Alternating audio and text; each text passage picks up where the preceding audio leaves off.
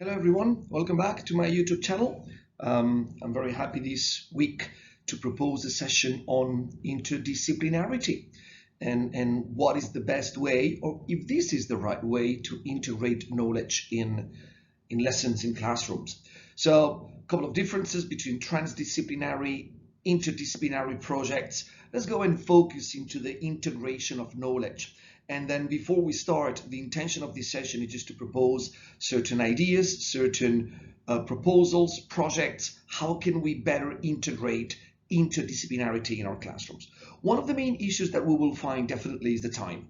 And this is something that unfortunately there's not much I can do about it. But I invite you to fight for this, fight for time with your coordinators, your heads of school, your deputy heads, because the capacity to bring interdisciplinarity into the subject, it's something extremely interesting.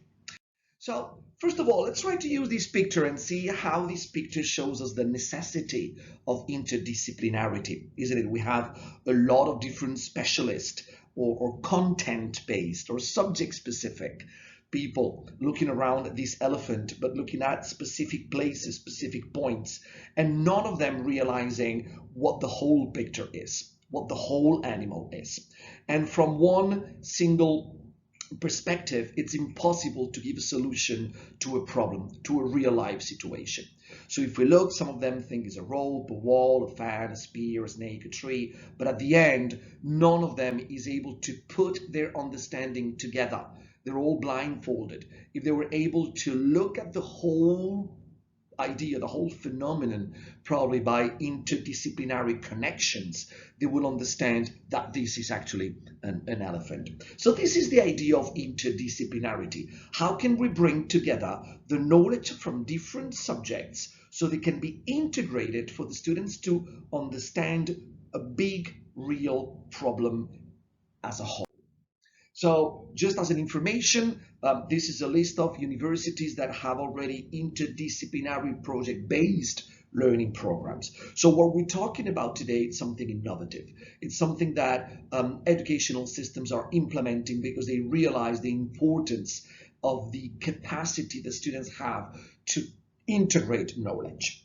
Now, if you think about real life, how many times we have faced a problem that in order to give a solution to it, we have had to use the knowledge of different subjects, or the capacity of the skills of different subjects, or the concepts. So the benefits of interdisciplinary learning are many. The first one, that is student-centered. Students are the ones developing their skills and their knowledge through interdisciplinary connections. It increased the cognitive gains. It is linked to real life, so it engages students, it gives meaning and purpose to the learning process.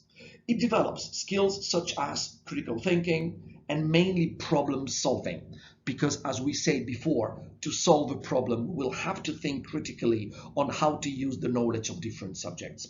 It is engaging because it is real life based, because it develops particular skills. This is why it is engaging, and it develops strengths.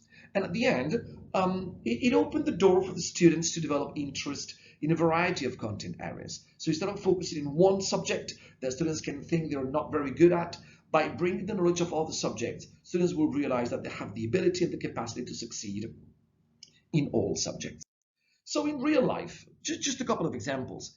Can you imagine if we look at this picture of the Parthenon in Athens from historical perspective, we'll have one understanding. From the perspective of visual arts, we'll have another understanding. From the perspective of mathematics, proportions, another perspective. And if on top of that we know that columns have something called entasis, which means that they're wider in the center and thinner at the top and the bottom in order to adapt to the human eye, the eyeball, then we have sciences integrated as well. If we're able to bring the knowledge of all these four subjects together, our vision of the Parthenon will be completely different. Let's imagine that this symbol from Nestle, isn't it? We all know what Nestle is. But if we know that the symbol has now two birds and it had three a couple of years ago, and then we realize that it's because of the average of kids per family. Many years ago it was 3, and now it's 1.8 something, so closer to 2. So Nestle uses the symbol to adapt to real life situation. It makes sense. It's got meaning. And all of a sudden we realize that the word Nestle, which is a real name of a man, Henri Nestlé, the one who founded the factory, and it's got the word nest in it in English. So all of a sudden language, visual art, perspectives, history, sociology, human geography comes together to understand the symbol. Or what about if you look at these paintings, and then we can have the perspective of visual arts, we can have the perspective of historical mythology, and then we can have the idea of what the 15th and 16th centuries were about the representation of human bodies in painting. But all of a sudden, if we bring proportion, mathematics, and then we see the painting from a completely different perspective, and we see that the painter, when he was painting the birth of Venus, then all of a sudden he will realize that mathematics were involved as well to attract the eye. Or what about this painting from Velázquez? And then we all think, well, that horse has a very tiny head. But if we know that these paintings were made to be hung in a very high position, in very high ceilings or walls, and then from the bottom, if we look at the painting from the bottom, all of a sudden the proportion and the head of the horse has a normal size. So then all of a sudden we just realize that, oh, then that makes sense then, because we are bringing, again, mathematics and perspective into it. The best example of an interdisciplinary person is a humanist person, being Leonardo da Vinci, and the capacity he had to bring knowledge of sciences, design, technology, biology, mathematics, visual arts, proportion. All that comes together under the perfect image of a humanist person. And this is what we're looking at. How can we make our students become humanists and be able to bring the knowledge and the understanding of different subjects in order to solve real life problems? So there are many forms of integration. We can integrate by crossover tooling, by bringing skills or concepts that are used in different disciplines, in different subjects. We can integrate through explanations by bringing the expertise from more than one discipline to solve a problem. Yeah, like the elephant at the beginning, the first slide. We can integrate through contextualizing the problem, bringing the problem into an historical context, into a social context, so we can better understand that aspect. Or we can just bring multiple subjects to achieve a goal, being more hands-on, more experimental learning, more practical.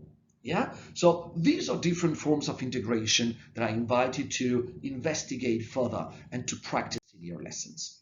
So examples of integration, what is it? What can we have? For example, look at this one. Use mathematical statistics to research relationships between poverty and urbanization. So if you look at slum cities, at ghettos around big cities, does that have a straight relation with poverty? Can we use graphs? Can we use percentages? Can we bring math and geography together so students will understand that the location of people in a city, from the CBD to the outskirts, it's due to money, it's due to economical issues. What about the understanding of the Australian fires that happened a couple of years ago, and trying to understand that the effects of Australian fires in the geography, in the economy, in the population, and why in Australia? Why? Is it related to sciences, to weather? Can we better understand them, the causes and consequences?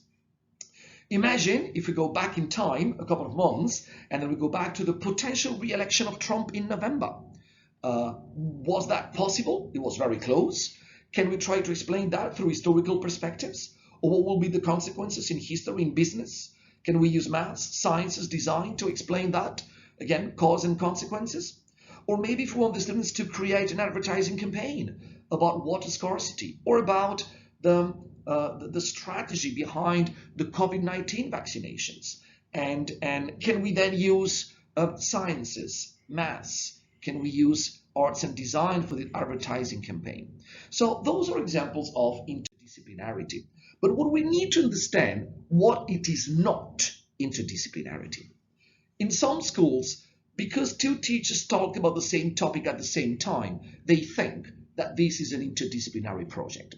Because, for example, in history, students can be analyzing the causes and effects of World War II. And then in Langen Lit, they can be reading a book on World War II. Or they can watch a movie about World War II. This is not interdisciplinarity because there's no integration. This just goes in parallel. And we need to find a moment where both subjects converge and they have a final outcome, which is both subjects integrating. Because I didn't say that before, but interdisciplinarity, as you can well know, is the integration of two or more subjects. Of course, the more subjects, the more work and the more time. But interdisciplinarity, it is not just talking and mentioning the same topic in two subjects at the same time if there's no integration. So what is it then, interdisciplinarity? Is building a product from the knowledge acquired in at least two subjects and being aware of it, realizing that we are actually using these two subjects to perform, to produce something. So if we look at the example before about World War II, if in history we are studying World War II, in language and literature, maybe students can be producing a letter from a soldier and developing epistolary writing or exploration of tone. And in an assembly, for example, they can perform those texts in order to create empathy and communicate a pacifist message. All of a sudden, there's an outcome. The outcome is a performance in an assembly where students have brought the knowledge of history and Langen Lit to develop a product. So they had to integrate both knowledges from both subjects in order to be successful. So we can enter interdisciplinary project in many ways, through content, pure content, through concepts, or through skills. This is up to you to decide how do you want to make these entry points, and feel free to use any of these three depending on how familiar you are.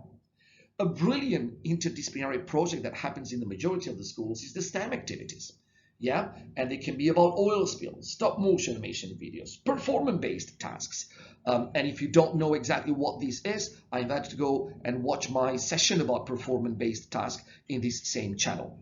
Passive solar designs, wind farms, trebuchets, when they link history and sciences, or history and sciences and geography, or design, computer, IT skills with anything else in stop motion videos. So as you can see, all these different STEM activities need the integration of two or more subjects. Problems we'll encounter. The first one is time. I just mentioned that before. The second one is to make sure that not all students are involved in the same project. So create several projects that fit into the interest and the needs of the students. Another problem, that maybe sometimes the experience is not educational enough and or is repetitive. It doesn't have a particular value for the real life of the students. So this could be some problems. Solutions, from my point of view, motivation. I understand that we're all very busy with our subjects, with our reports, with our expectations, and maybe we look at interdisciplinary links as one extra thing to be done. But we must believe in it. We must realize that interdisciplinary projects also allow to develop the content and the skills of our own subject. That's important. Now, solutions, be communicative, be open with the students, and try to make sure that everybody is included in it. Another one, plan. The planning has to happen in teams, but it's much better if one person of the team is in charge of the leading of the project. From its beginning, the planning, through its developing till the end, which is the assessment, the assessing of it. Yeah, how can we do that? An idea. We can have collaboration meetings in class, and the first thing we can do is to identify the project and then talk with colleagues. What do you teach? What are your students developing? What skills are you working on? What concepts are you working on? And try to find natural links that don't ask us to do anything extra, just to adapt what we're already doing. This will save time. And this will be much more meaningful because we don't have to change our curriculum, just adapt it, maybe in time. That's it. The second phase will be to develop it. So one person in charge to lead some meetings, to collaborate, to bring ideas together, and to discuss about what the outcome could be. And the performance, of course, it can be an assembly, an exhibition, an online assembly. It can be simply a collaboration, teamwork in class. And finally, the most complex one will be the evaluation. So evaluation can be done in two ways. The first one is an evaluation based on the specific subject. So 2 grades, one for subject A, one for subject B, that the teacher itself evaluates based on specific rubrics from that specific subject. And want to evaluate the skill development, want to evaluate the content, basically. But the second evaluation process is the teamwork, is the assessment of the project itself, with the idea, with the integration of both subjects and both skills and both contextualizing aspects or concepts, if we want. And this must be done in a standardized collaboration, in an agreement. The rubrics must be created together between both teachers. And I really invite you to work on an interdisciplinary project and let me know how this has worked. It's very meaningful and purposeful, and students tend to enjoy that because it changes the routine of the school where subjects work in isolation.